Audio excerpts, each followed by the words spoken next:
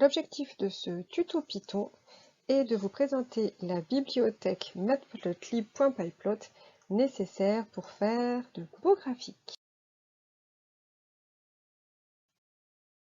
Le projet qui va nous permettre d'illustrer l'utilisation de cette bibliothèque est le suivant. On va chercher à placer sur un graphique des mesures d'absorbance de solutions de concentration différentes. Voici les valeurs expérimentales obtenues. Donc, on a préparé des solutions de concentration en micromoles par litre différentes et à chaque fois, on a mesuré des valeurs d'absorbance. Avant de nous lancer dans la rédaction d'un code, rappelons-nous comment est-ce que l'on trace un graphique, quelles sont les différentes étapes. Autrement dit, quel est l'algorithme qui nous conduit à la création d'un graphique. Première étape, en physique, on vous demande toujours de choisir un titre. Puis, il faut tracer les axes et indiquer sur chaque axe la grandeur et l'unité. Puis, il faut placer les limites des axes. Pour cela, on va regarder la concentration minimum, la concentration maximale. On va faire en sorte qu'elle soit représentée à chaque extrémité de l'axe. Et pareil pour les absorbances minimales et maximales. Ensuite, il faut graduer les axes. Et enfin, dernière étape, il faut tracer un quadrillage.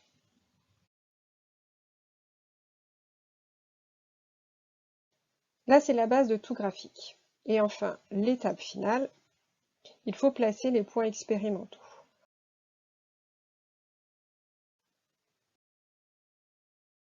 Maintenant que nous avons vu l'algorithme, on va essayer de le traduire en langage Python. Première étape, choisir un titre. Pour choisir un titre, il va falloir que je fasse appel à la bibliothèque qui est l'objet de cette vidéo. C'est la bibliothèque matplotlib.pyplot. C'est celle qui contient toutes les fonctions qui permettent de créer des graphiques. Pour éviter d'avoir à appeler la bibliothèque par son nom à chaque étape, on va utiliser un raccourci PLT. Donc c'est ce que l'on fait dans la première ligne du programme quand on demande import matplotlib.pyplot as PLT. À chaque fois qu'on tapera PLT, le logiciel saura qu'on va chercher dans la bibliothèque matplotlib.pyplot.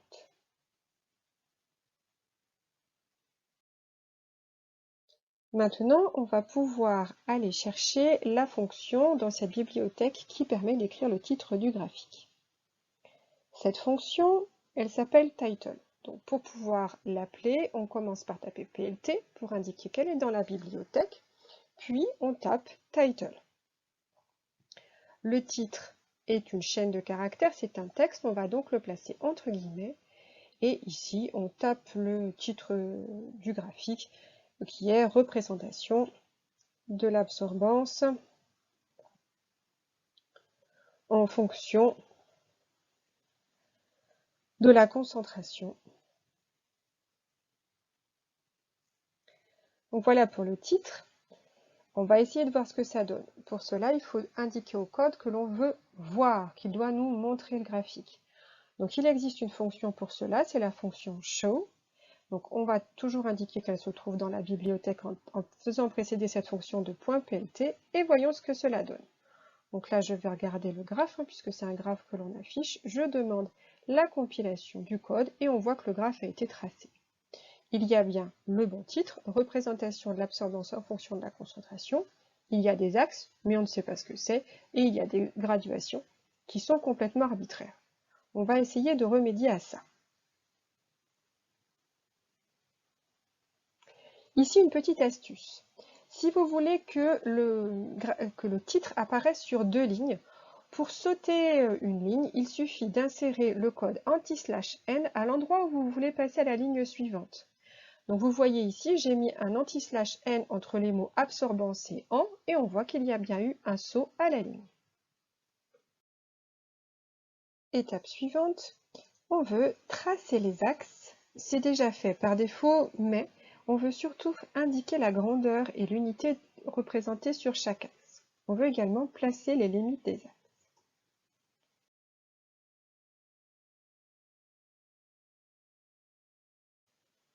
Pour cela, on va faire appel à différentes fonctions de la bibliothèque. La première, c'est la fonction xLabel. Donc sans trop de difficultés, on comprend qu'on va mettre une étiquette sur l'axe des X. C'est une chaîne de caractères, elle se met donc entre guillemets. Et ici, ce que l'on va mettre sur l'axe des abscisses, c'est la concentration. On peut même préciser son symbole et on peut également préciser l'unité en mol par litre par exemple. On fait la même chose sur l'axe des ordonnées. Donc intuitivement, vous imaginez déjà la fonction. Pour avoir une étiquette sur l'axe des Y, c'est YLabel. Même consigne, on met entre parenthèses l'argument qui représente le titre, c'est entre guillemets bien sûr, et là entre guillemets on place le nom de la grandeur, c'est l'absorbance. Donc voilà, on vient d'indiquer les grandeurs sur l'axe des abscisses et l'axe des ordonnées. Maintenant, on va placer les limites des axes. Pour cela, on fait appel à la fonction axis, qui va nous permettre de définir les valeurs minimales et maximales sur l'axe des abscisses et l'axe des ordonnées. Donc, sur l'axe des abscisses, la valeur minimale est nommée xmin. Peu importe, quelle que soit la grandeur, c'est toujours xmin. Ici, elle vaut 0. Si je regarde mon tableau, pour la valeur maximale sur l'axe des abscisses, on tape xmax et on indique sa valeur. Ici, ma plus grande concentration, c'est 10 micromoles par litre, donc je vais taper 10. Puis, je regarde, au passage d'ailleurs, je vais changer le titre de mon axe des abscisses puisque je veux garder finalement la concentration en micromoles par litre. Maintenant, je regarde sur l'axe des ordonnées. La valeur minimale sur l'axe des ordonnées, je vais prendre 0, une absorbance de 0. Et ma valeur maximale, si je regarde mes chiffres, je vais choisir donc plus grand que la valeur maximale pour que ce soit une graduation entière. Et je vais prendre une absorbance maximale de 2.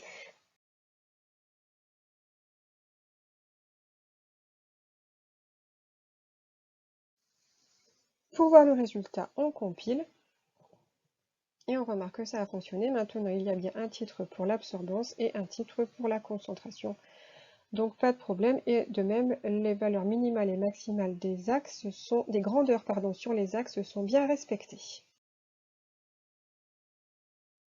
On remarque ici que Python a automatiquement gradué les axes sans qu'on lui demande. Sur l'axe des absorbances, on voit une graduation minimale qui vaut 0,25 et sur l'axe des abscisses, on voit une graduation minimale qui vaut 2 micromoles par litre. On peut changer ça. Cependant, c'est relativement compliqué avec Python, donc par défaut, on choisira de ne pas modifier la graduation des axes que Python propose. Par contre, on peut demander à ce qu'il trace le quadrillage. Pour cela, on va faire appel à une fonction qui est toujours dans la bibliothèque matplotlib.pyplot. Donc je vais commencer par taper plt et je vais aller chercher cette fonction, c'est la fonction grid. Vous voyez que mon accent anglais est absolument magnifique. Donc je tape grid, G-R-I-D, et pour l'instant je ne vais rien mettre en argument, juste voir le résultat en demandant une compilation. Je constate que le quadrillage est apparu. Alors c'est un quadrillage en trait plein et noir. Je peux modifier ça. Pour cela, je vais changer le style de la ligne. Donc je vais rentrer un argument qui s'appelle lineStyle et je vais modifier le style de ligne qui par défaut est un trait plein. Je vais mettre ça entre guillemets, c'est une chaîne de caractères et ici je vais choisir de taper -. Voyons ce que cela donne lorsque je compile le résultat, pour voir le résultat, et on voit que ça a bien changé, c'est maintenant toujours une ligne noire, mais par contre, c'est une succession de moins et de points. Sur cette diapositive sont résumés tous les différents styles de lignes que l'on peut utiliser pour faire un quadrillage. Donc vous voyez les différents arguments qu'il faut taper. Ils sont relativement intuitifs. 1- pour un trait plein, 2- pour des tirets, 2 points pour des pointillés et -point pour une alternance de tirets et de points. On peut aussi changer la couleur. C'est ce que vous voyez ici sur cette vidéo. Pour cela, il faut utiliser l'argument color et taper en toutes lettres le nom de la couleur en anglais. Donc bien sûr, c'est une chaîne de caractères, on va le mettre entre guillemets. Ici, je tape blue et vous voyez déjà le résultat à droite, le quadrillage apparaît en bleu. On verra un peu plus tard qu'on peut utiliser des raccourcis. En général, il suffit de taper la première lettre de la couleur pour que l'on voit apparaître la bonne couleur. Par exemple, B pour blue, R pour red, green, ce sera un G, etc., etc. Mais il y aura un tableau qui va résumer tout ça. Maintenant que les bases du graphique sont là, on va pouvoir placer les points expérimentaux. Alors au passage, vous pouvez remarquer que j'ai un petit peu modifié le code. Vous voyez, j'ai commenté. Ce sont les titres qui apparaissent en vert. C'est ce qui me permet de me repérer dans mon code pour savoir où est-ce que j'ai fait le titre du graphique, où est-ce que j'ai mis le nom des axes et des limites, et où est-ce que j'ai fait le quadrillage. Alors maintenant, je vais m'intéresser aux données expérimentales. Je vais bien sûr indiquer dans le code quelles sont les valeurs de la concentration et de l'absorbance. Pour cela, je vais utiliser des listes. La première liste que je vais rentrer, c'est la liste de toutes mes concentrations. Je vais la nommer C comme concentration. Je peux choisir n'importe quel nom pour ma liste pourvu que ce nom ne comporte que des lettres et des chiffres. Et je vais placer toutes les valeurs entre crochets. Je les mets dans l'ordre de mon tableau. Donc ici, 10, première concentration, donc en micromol par litre, puis les suivantes.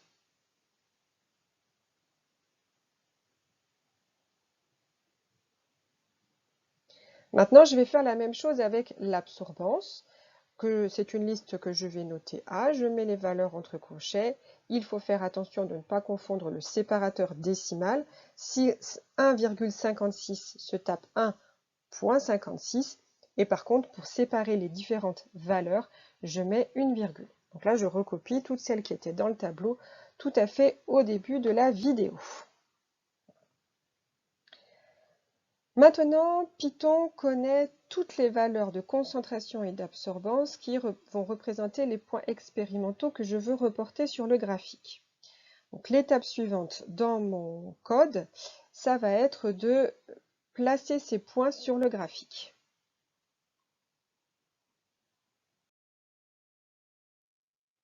Pour cela, je vais faire appel à une fonction qui est toujours dans la bibliothèque matplotlib.pyplot et qui est la fonction plot.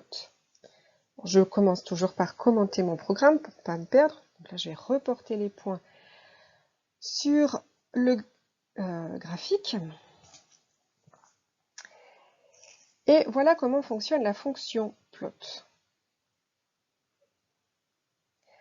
En premier, il faut toujours mettre la liste qui contient les valeurs que l'on veut mettre sur l'axe des abscisses. Ici, cette liste, c'est la liste des concentrations, C. En second, il faut mettre le nom de la liste qui contient les valeurs que l'on veut placer sur l'axe des ordonnées, A. Et ensuite, il faut indiquer quelle va être l'allure des points expérimentaux. Alors ça se fait en 2 ou 3 étapes. Entre guillemets, il faut d'abord mettre une lettre. La lettre va correspondre à une couleur. On prend la première lettre de la couleur en anglais. Par exemple, ici, si je veux des points bleus, je vais taper B. Ensuite, il faut que je mette le style de marqueur. Ici, j'ai choisi un plus. Ça veut dire que mes points expérimentaux vont être représentés par un plus. On verra tout à l'heure qu'on peut rajouter un troisième symbole. Je vais également rajouter une étiquette pour cette série de points. Je vais dire par exemple que cette série de points, donc ce qui correspond aux deux listes A et C, c'est ma première expérience, c'est mon expérience 1. On va tout de suite voir ce que ça donne. Donc je vais compiler le code.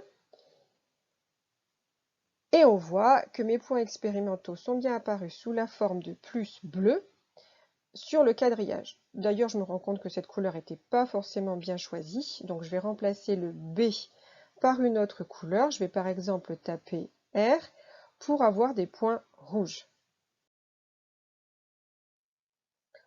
On voit ici que ça a fonctionné. J'ai remplacé la lettre B par la lettre R. J'obtiens bien des points rouges. Alors, comme je vous le disais tout à l'heure, pour représenter les différents points sur la courbe, on choisit une couleur et un style de marqueur. Là, ils sont rouges et c'est un plus. Si je rajoute un troisième argument, je vais pouvoir ajouter des lignes. Vous voyez, j'ai rajouté 2 points et mes points expérimentaux sont reliés par des lignes en pointillés. C'est ce qu'il ne faut jamais faire en physique, puisqu'on vous a appris qu'il ne fallait pas relier les points 2 à 2, mais toujours tracer des droites de tendance. Donc on va enlever ce troisième argument pour éviter d'avoir cette ligne-là. Voilà, et on obtient les points expérimentaux. On voit qu'ils ont tendance à être sur une droite, mais on verra comment la tracer, cette droite de tendance, dans une prochaine vidéo. Ici, je détaille comment avoir les différents types de points expérimentaux. C'est le troisième argument dans la fonction plot, après la liste qui contient les données en abscisse, puis la liste qui contient les données en ordonnée. On indique le style de point que l'on veut placer. La première lettre donne la couleur. Bon, rien de compliqué. B pour bleu, R pour rouge, G pour vert, green, Y pour jaune, yellow, et la seule subtilité, c'est K pour noir, black. Ensuite, on met le style de point. Si on veut un plus, ben, on met un plus. Si on veut une croix, on met un X. Si on veut une croix en forme de X, eh bien, on met un X. Un point si on veut des points, un O si on veut un rond, et un S si on veut un carré pour square. Et enfin, si vous avez besoin, mais encore une fois, c'est souvent pas conseillé en physique, de relier ces points, il faut choisir un style de ligne, ben, c'est comme ce qu'on a vu tout à l'heure pour le quadrillage, moins pour trait plein, 2 moins pour des tirets, 2 points pour des pointillés, et moins points pour une succession de tirets et de points. Dernier point pour terminer sur comment faire un beau graphique, il faut mettre une légende. Là, on voit que j'ai des points rouges, mais on ne sait pas qu'ils sont issus de ma première expérience, de l'expérience 1, ce que j'ai mis en label tout à l'heure. Pour cela, je fais simplement appel à la fonction légende, donc je tape plt.legend, et je ne mets pas d'argument, juste des parenthèses ouvertes et fermées. Quand je compile le code, on voit que la légende est apparue. Il y a bien les points plus qui vont représenter, les rouges plus, qui vont représenter les résultats expérimentaux de l'expérience 1. Sur cette diapositive est résumé tout ce qu'il faut retenir. À gauche, l'algorithme pour tracer un beau graphique en physique. Vous remarquez que j'ai rajouté quelques lignes par rapport au début de la vidéo. À droite, le code. Les fonctions qu'il faut donc retenir dans la bibliothèque matplotlib.pyplot sont title pour le titre du graphe, xlabel et ylabel pour indiquer la grandeur et l'unité sur chaque axe, axis pour indiquer les limites des axes, grid pour tracer un quadrillage, plot pour placer les points expérimentaux, legend pour afficher la légende, et enfin show pour montrer le graphique. C'est terminé pour ce tuto, à bientôt!